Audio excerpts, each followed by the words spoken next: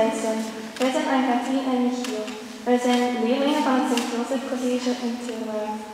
We hebben nog een derde leerling bij, Celine, die daar juist saxofoon speelde. Dankzij meneer Bovers mogen wij hier 3 dagen sociaal stage komen doen. Dit wil zeggen dat we jullie komen helpen een babbeltje doen of eens samen gaan wandelen.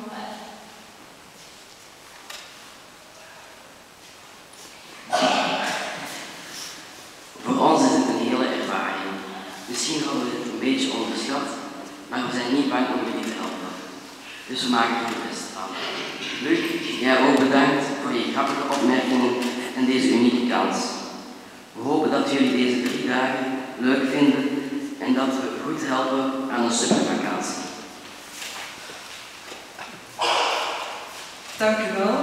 En ik ben ervan overtuigd dat het inderdaad voor jullie een hele ervaring mag zijn om hier met ons samen te zijn deze week. En ik denk wel dat onze mensen heel blij zijn met jullie aanwezigheid.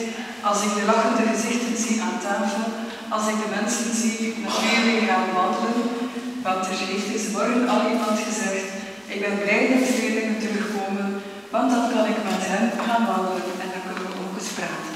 Dus jullie zijn hier meer dan welkom, ook bij onze mensen, en ze vinden jullie toch wel een tof trio.